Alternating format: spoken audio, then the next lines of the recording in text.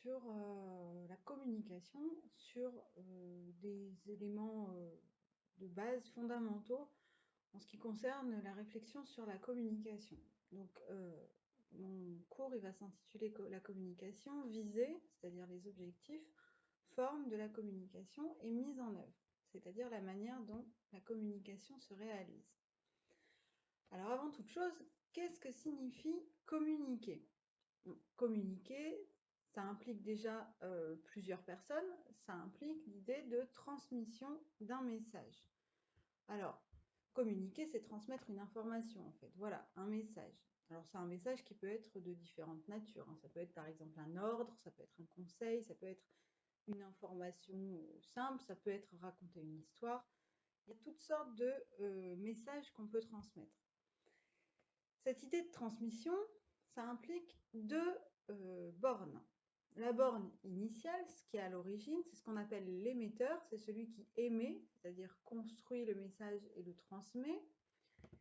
Il y a aussi le récepteur, ou qu'on va appeler destinataire, c'est-à-dire celui qui reçoit le message, qui se trouve à l'arrivée du message. Et cet émetteur et ce destinataire, ils vont se trouver dans un certain contexte, c'est-à-dire les circonstances dans lesquelles sont transmises le message. Par exemple, une lettre écrite au bord de la plage pendant les vacances, c'est pas la même chose que, je sais pas moi, un coup de téléphone passé en urgence aux pompiers pour signaler un incendie. Donc les circonstances sont différentes. Par exemple, donc le 18 mai à 15 h, X téléphone à Y pour lui annoncer qu'il part à la plage. On a notre émetteur X qui va choisir de téléphoner à qui? Au destinataire Y. Et le contexte, donc c'est une communication téléphonique, tel jour le 18 mai à telle heure 15 h, alors que X est sur le point de partir à la plage. Donc finalement, on a des informations sur qui parle, à qui, à quel moment, donc quand, et en quel endroit, où. Et en fait, ces différentes informations, l'ensemble des circonstances, donc qui parle, à qui, où et quand, l'ensemble des circonstances dans lesquelles un message est transmis, c'est ce qu'on appelle la situation d'énonciation. Voilà, donc ça c'est un mot important à retenir, situation d'énonciation. C'est l'ensemble des circonstances dans lesquelles un message est transmis. Et il y a 4 questions qui peuvent aider à trouver la situation d'énonciation d'un message, que ce soit un roman ou que ce soit une lettre ou peu importe. Ce sont donc ces 4 questions: qui parle, à qui, où et quand. Voilà. Donc on va passer à la suite maintenant. Après avoir un peu réfléchi sur la communication, on va pousser un peu la réflexion sur les différents éléments de cette communication. Donc d'abord l'émetteur, on va revenir dessus. Je rappelle, c'est l'entité. Alors une entité, c'est soit une personne, soit c'est ce qui est actif. Voilà, c'est ce qui va être actif là. Donc l'émetteur, c'est l'entité qui émet le message. L'émetteur, il est à l'origine donc de l'information à transmettre. Cet émetteur, ça peut être, alors, et la plupart du temps, c'est un individu. Ça peut être aussi un groupe d'individus. Ça peut être une entité autre. Par exemple, une agence de publicité ou une entreprise qui va vouloir faire passer un message. L'émetteur va donc s'adresser au destinataire qui va recevoir le message. Donc, si l'émetteur est à l'origine, le destinataire, lui, va être à l'arrivée du message transmis. Ça peut aussi être un individu particulier. Quand vous discutez avec un ami, voilà, c'est un destinataire. Un groupe de plusieurs individus. Par exemple, moi, quand je vous fais un cours en classe, je m'adresse à un groupe. Je suis émetteur qui s'adresse à un groupe. Ou alors, carrément à l'ensemble de la société. Alors, une publicité d'agence aérienne, par exemple, d'une entreprise qui fait du transport aérien, elle va s'adresser vraisemblablement à l'ensemble de la société, à l'ensemble même de la planète si elle organise des vols internationaux. Donc voilà les différents types de destinataires. Et entre émetteur et destinataire, évidemment, il y a le message. Alors c'est maintenant à ce message qu'on va s'intéresser. Donc le message, c'est l'information transmise, tout simplement. Donc, ce message, on peut le décrire selon 3 critères. Premièrement, sa forme. Un message écrit, un message oral, autre chose. On peut aussi le déterminer par rapport à son contenu. On va réfléchir au langage utilisé. Quand on est énervé après un copain ou un camarade de classe et qu'on l'insulte, c'est pas la même chose que quand on s'adresse, par exemple, au principal de l'établissement. Donc, le langage utilisé, la nature du message transmis, c'est-à-dire est-ce que ça va être un ordre, est-ce que ça va être un conseil, est-ce que ça va être juste une information, ou alors est-ce que ça va être une histoire, est-ce que ça va être... voilà. Et la visée, c'est-à-dire l'objectif. Est-ce que mon objectif, c'est de vous convaincre de quelque chose, ou alors est-ce que mon objectif, c'est de captiver votre attention en vous racontant une histoire? Et enfin, ces modalités, donc ce message, on peut le décrire selon ses modalités d'émission et de réception, c'est-à-dire les conditions dans lesquelles il est émis ou reçu. Donc, des fois, les deux en même temps. Donc, cette transmission du message, elle peut être instantanée ou différée. On va voir ce que ça veut dire. Ça peut aussi être un message direct ou indirect. Donc ça, on verra. C'est finalement cette troisième case qui va être la plus nouvelle pour vous. Donc la forme du message, elle est variable et dépend du moyen de communication utilisé. C'est évident. On ne peut pas utiliser la même forme de message si on dispose d'un téléphone ou si on dispose d'un stylo. Donc ce message, il peut par exemple être écrit. Donc une lettre, un discours, un article de journal, un slogan. Il peut être aussi oral. Donc, je vous ai mis d'autres exemples, confidence, intervention publique, cours en classe, etc. Il peut être gestuel, une agression, un câlin, une révérence. Ou il peut être iconographique. Iconographique, c'est ce qui relève des images. Donc un pictogramme d'information, par exemple, la petite croix ou la petite tête de mort que vous voyez sur des produits d'entretien, c'est un pictogramme d'information. Ça envoie comme message que c'est un produit dangereux. Donc une publicité, ça peut aussi être une image, une caricature, une photographie, etc. Donc, il est bon de savoir qu'un même message peut associer diverses formes. Alors là, vous voyez, mes petites bulles, elles se croisent les unes les autres. Quand, par exemple, je vous fais un cours en classe, j'utilise la parole, donc c'est un message oral, mais j'utilise aussi beaucoup les gestes pour, par exemple, souligner une idée ou alors rappeler quelqu'un à la concentration, à l'attention. Donc, j'utilise plusieurs formes.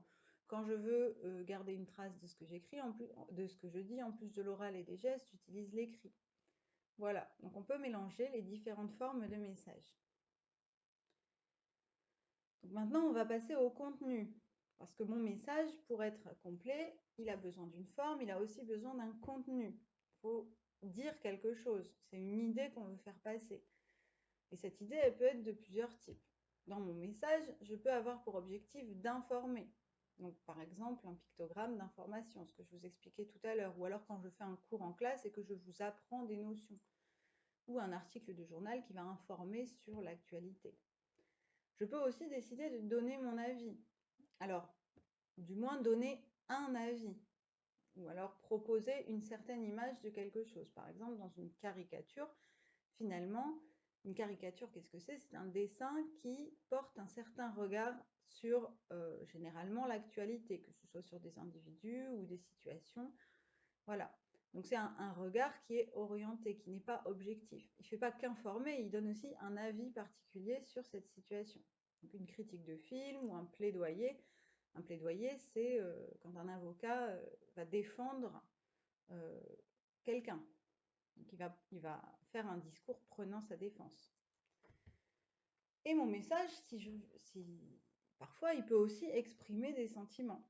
Donc là, je vous cite le poème lyrique qu'on a vu il n'y a pas longtemps. Le poème lyrique, qu'est-ce que c'est? C'est le poète qui exprime des sentiments amoureux.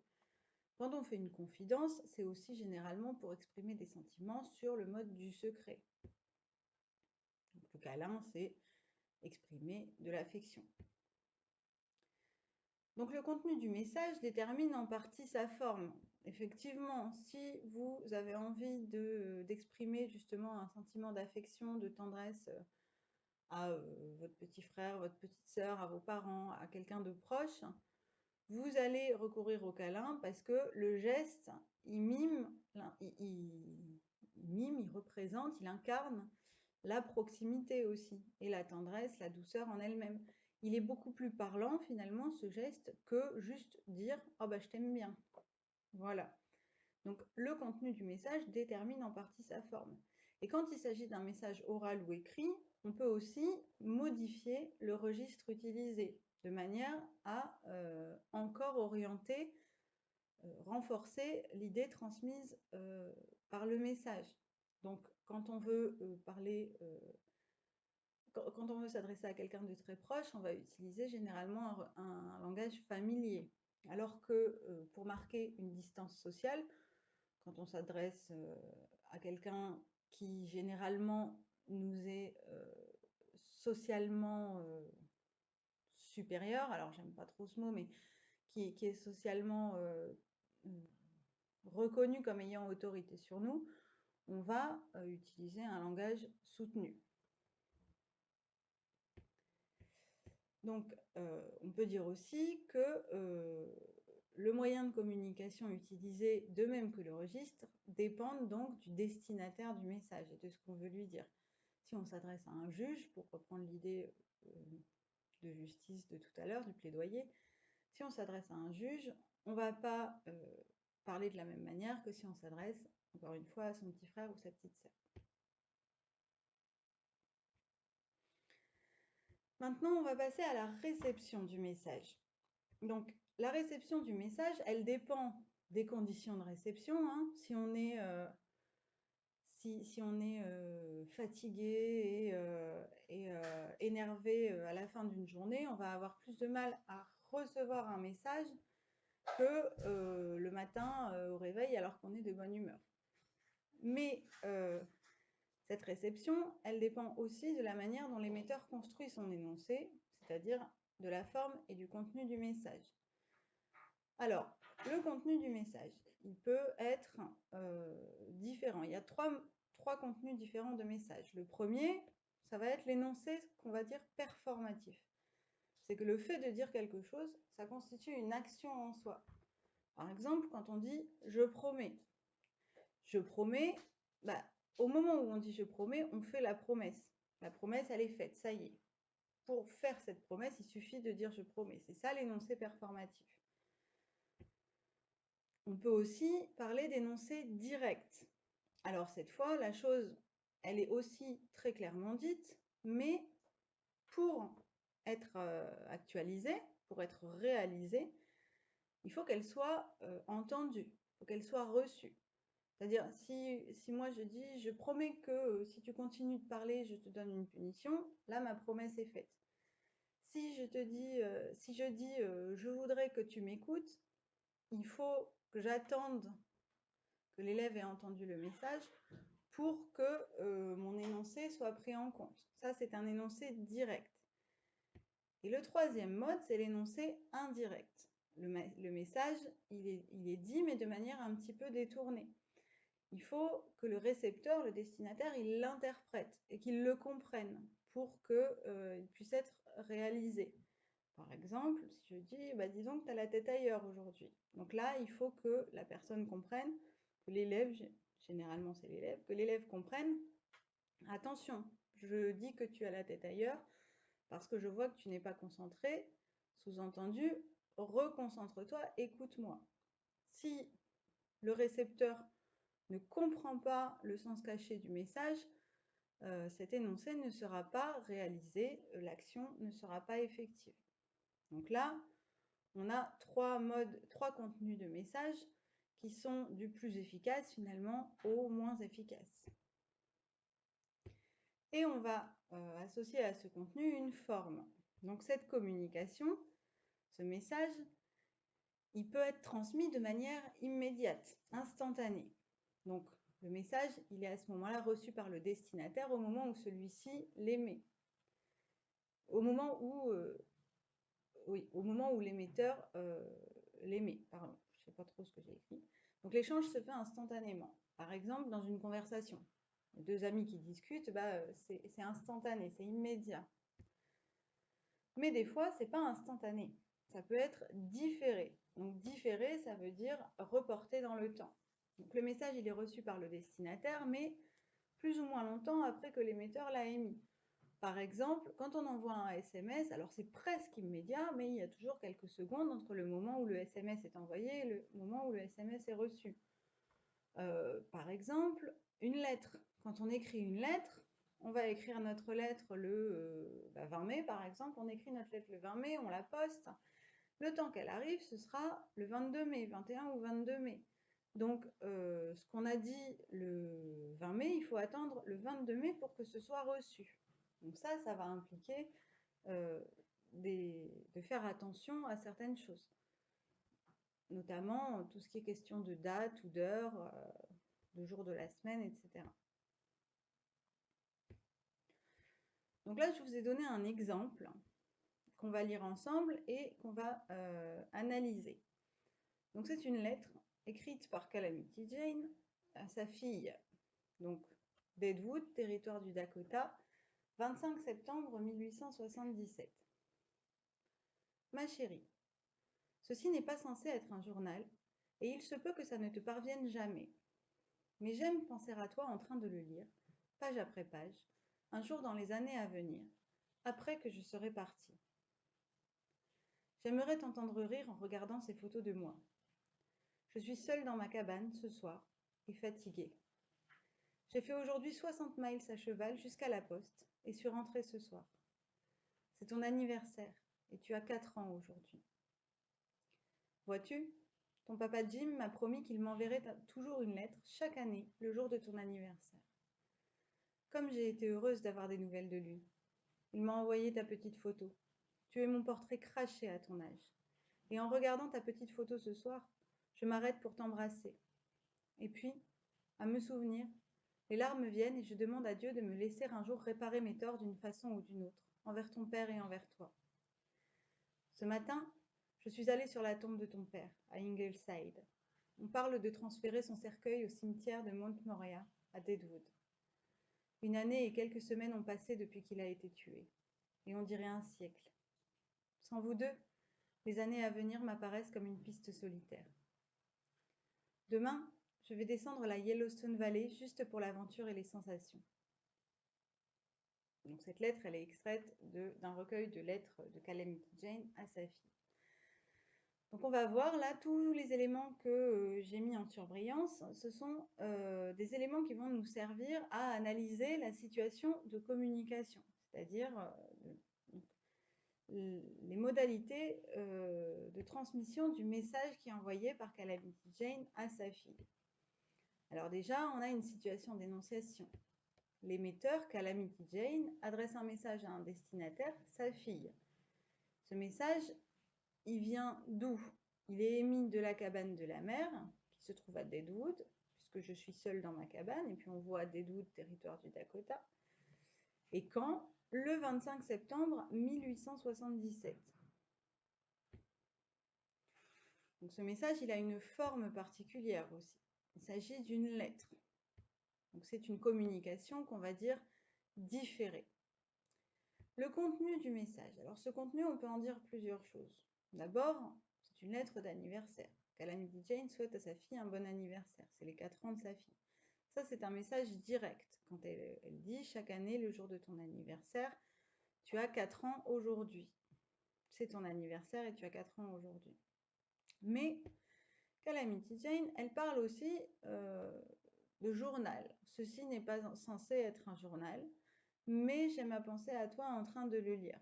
Donc en fait, et puis Calamity Jane, elle ne fait pas que souhaiter un anniversaire à sa fille dans cette lettre. Elle raconte aussi ce qu'elle a fait. Donc elle est allée à la poste, elle revient sur la mort du père de sa fille l'année d'avant, puisque son papa Jim, là, quand on dit ton papa Jim m'a promis qu'il m'enverrait toujours une lettre, en fait, c'est le père adoptif de la fille de Calamity Jane.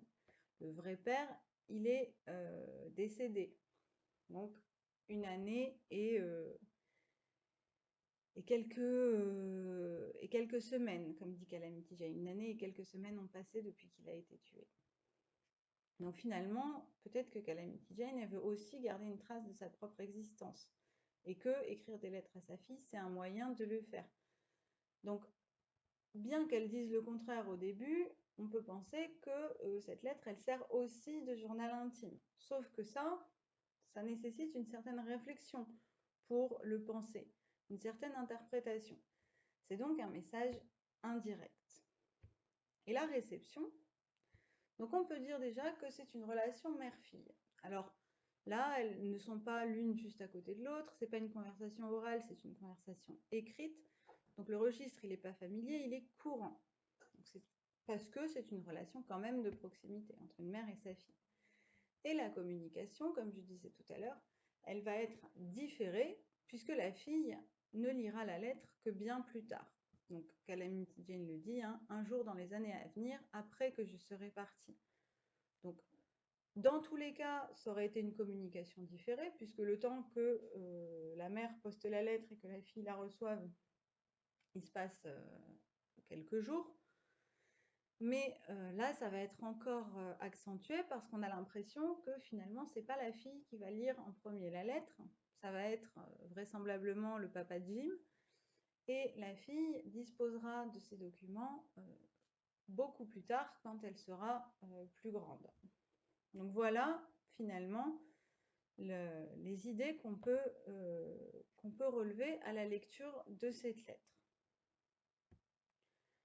Donc c'était un exemple d'analyse d'une situation de communication. Donc, pour faire cette mise au point, j'ai utilisé sur la communication, on a utilisé plusieurs références. D'abord un court-métrage d'Alexandra Chadrina qui s'appelle Coast Warning, puis les lettres à sa fille de Calamity Jane, et aussi la grammaire méthodique du français de Martin Rigel, Jean-Christophe Pella et René Rio. Voilà. Bon, j'espère que vous avez compris. Si ce n'est pas le cas, n'hésitez pas à me poser des questions. Merci.